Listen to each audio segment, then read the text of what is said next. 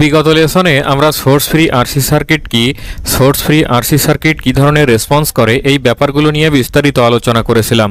আজকের লেসনে আমরা এই সোর্স ফ্রি আরসি সার্কিট সম্পর্কিত একটি গুরুত্বপূর্ণ প্রবলেম সলিউশন করব। আশা করি সবাই ট্রিপল অ্যাফেয়ার্সের সাথেই থাকবেন। এখানে একটা সার্কিট চিত্র দেওয়া আছে, এখানে একটা ক্যাপাসিটর সংযুক্ত এবং কয়েকটি রেজিস্ট্যান্স সিরিজে প্যারালালে সংযুক্ত, কিন্তু এখানে আমরা দেখতে পাচ্ছি কোনো সোর্স সংযুক্ত নেই। তাহলে এটাকে আমরা বলতে পারবো একটা সোর্স ফ্রি আরসি সার্কিট। এখান থেকে আমাদের বের করতে হবে ভিসি, অর্থাৎ এই ক্যাপাসিটরের আড়াআড়িতে ভোল্টেজের মান, ভিএক্স অর্থাৎ 12 ওহম রেজিস্টরের আড়াআড়িতে ভোল্টেজের মান, এবং এই 12 ওহম রেজিস্টরের ভিতর দিয়ে প্রবাহিত current i x for t is greater than 0, অর্থাৎ 0 সময়ের পরে। Let v c of 0 equal 15 volt, এবং ধরে নিতে হবে যে এই ক্যাপাসিটরটা ইনিশিয়ালি চার্জিত অবস্থায় ছিল এবং এর আড়াআড়িতে ভোল্টেজ ছিল 15 ভোল্ট। আমরা সোর্স ফ্রি আরসি সার্কিট সম্পর্কে বিস্তারিত আলোচনা করার সময় বলেছিলাম যে এখানে যে রেজিস্টর এবং ক্যাপাসিটরের যে কম্বিনেশনটা দেখানো আছে এটা হচ্ছে ওই সার্কিটের ইকুইভ্যালেন্ট ক্যাপাসিট্যান্স এবং ইকুইভ্যালেন্ট রেজিস্ট্যান্স। তাহলে এখানে আমাদের একটা মাত্র ক্যাপাসিট্যান্স সংযুক্ত আছে, তাহলে এটাকে আমরা রাখবো এবং যে রেজিস্ট্যান্সগুলো আছে সেগুলোর ইকুইভ্যালেন্ট করব। তাহলে এই দুইটা রেজিস্ট্যান্স এখানে সিরিজে সংযুক্ত আছে এবং এই দুইটা সিরিজ করার পর এটা এই 5 ওহমের সাথে প্যারালালে সংযুক্ত আছে। যেহেতু এদের এক প্রান্ত একসাথে সংযুক্ত এবং অন্য প্রান্ত আর একসাথে সংযুক্ত, তাহলে এই দুইটা রেজিস্ট্যান্স যেহেতু সিরিজে আছে এদেরকে যোগ করলে হবে 20 ওহম এবং এটা এখানে থাকবে হচ্ছে 5 ওহম। এই দুইটা রেজিস্ট্যান্সকে প্যারালাল করব হচ্ছে এভাবে যে এই দুইটা রেজিস্ট্যান্সের গুণফল বাই এই দুইটা রেজিস্ট্যান্সের যোগফল। তাহলে এখান থেকে আমরা এই ইকুইভ্যালেন্ট রেজিস্ট্যান্সটা পাবো 4 ওহম। তাহলে এই ইকুইভ্যালেন্ট ক্যাপাসিট্যান্স এবং ইকুইভ্যালেন্ট রেজিস্ট্যান্সকে আমরা এই সোর্স ফ্রি আরসি সার্কিটের যে সিরিজ কম্বিনেশন সেই হিসাবে দেখাতে পারি। এই 0.1 ফ্যারাডের ক্যাপাসিটর এবং এর সাথে সংযুক্ত থাকবে হচ্ছে এই 4 ওহম রেজিস্ট্যান্স। এখান থেকে প্রথমে আমাদের এই ক্যাপাসিটরের আড়াআড়িতে ভোল্টেজটা নির্ণয় করতে হবে। ক্যাপাসিটরের আড়াআড়িতে ভোল্টেজ 0 সময়ের পরে ভিসি অফ টি সমান আমরা জানি v of 0 e to the power minus t by tau. এই সূত্রটাও আমরা বিগত লেসনে দেখেছিলাম।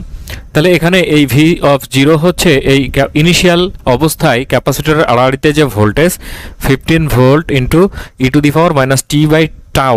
এই টাউ এর ভ্যালুটা আমাদের জানা নেই, টাউ এর ভ্যালুটা আমাদের এই সার্কিট থেকে বের করে নিতে হবে। সোর্স ফ্রি আরসি সার্কিটের ক্ষেত্রে টাইম কনস্ট্যান্ট টাউ ইকুয়াল আমরা জানি আর ইকুইভ্যালেন্ট ইন্টু সি। তাহলে আর ইকুইভ্যালেন্ট আমরা পেলাম 4 ওহম এবং সি হচ্ছে 0.1 ফ্যারাড, এটাকে গুণ করলে হবে 0.4 সেকেন্ড এই টাউ এর ভ্যালু। তাহলে টাউ এর ভ্যালুটা এখানে বসালাম, তাহলে এখানে থাকলো 15 e to the power minus t by 0.4 volt. এই 1 বাই 0.4 কে আমরা লিখতে পারি 2.5। তাহলে এখানে হবে 15 e to the power minus 2.5 volt. আমরা ক্যাপাসিটরের আড়াআড়িতে যে ভোল্টেজটা এটা পেয়ে গেলাম, বা ইকুইভ্যালেন্ট রেজিস্ট্যান্সের আড়াআড়িতেও ভোল্টেজটা পেয়ে গেলাম, কিন্তু আমাদের নির্ণয় করতে হবে এই 12 ওহম রেজিস্ট্যান্সের আড়াআড়িতে ভোল্টেজ। তাহলে এর আড়াআড়িতে ভোল্টেজ আমরা জানি 15 e to the power minus 2.5 volt. এখান থেকে আমাদের বের করতে হবে 12 ওহম রেজিস্ট্যান্সের আড়াআড়িতে ভোল্টেজ। তাহলে এই দুইটা রেজিস্ট্যান্স যেহেতু সিরিজে সংযুক্ত আছে, এখানে আমরা একটা ভোল্টেজ ডিভাইডার রুল প্রয়োগ করতে পারি। তাহলে 12 ওহম রেজিস্টরের আড়াআড়িতে ভোল্টেজ টি সময়ে ভিএক্স অফ টি সমান হচ্ছে মোট ভোল্টেজ ভিসি অফ টি গুণ যে ব্রাঞ্চের আড়াআড়িতে ভোল্টেজ বের করব সেই ব্রাঞ্চের রেজিস্ট্যান্স বাই এই দুইটা ব্রাঞ্চের রেজিস্ট্যান্সের যোগফল। তাহলে এটাকে ক্যালকুলেশন করলে হবে 0.6 এবং ভিসি অফ টি এর মান আমরা বের করে নিলাম 15 e to the power minus 2.5 টি। তাহলে এই 0.6 ইন্টু এই 15 এটাকে গুণ করলে হবে 9 into e to the power minus 2.5 T volt. এটা হচ্ছে এই 12 ওহম রেজিস্টরের আড়াআড়িতে ভোল্টেজ। এখন আমাদের বের করতে হবে এই 12 ওহম রেজিস্টরের ভিতর দিয়ে প্রবাহিত কারেন্টের মান আইএক্স। তাহলে এর ভিতর দিয়ে প্রবাহিত কারেন্ট হচ্ছে এর আড়াআড়িতে ভোল্টেজ বাই এর রেজিস্ট্যান্স।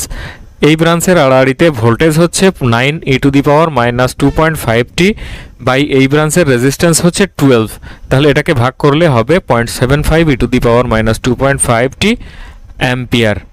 খুব ছোট্ট একটি ম্যাথ, কিন্তু খুবই গুরুত্বপূর্ণ। আশা করি সবাই বুঝতে পারলেন। এরপরেও যদি কেউ না বুঝে থাকেন অবশ্যই কমেন্টস বক্সে কমেন্টস করে জানাতে ভুলবেন না। ভালো লাগলে চ্যানেলটিকে অবশ্যই সাবস্ক্রাইব করবেন, লাইক কমেন্ট শেয়ার করবেন। ধন্যবাদ।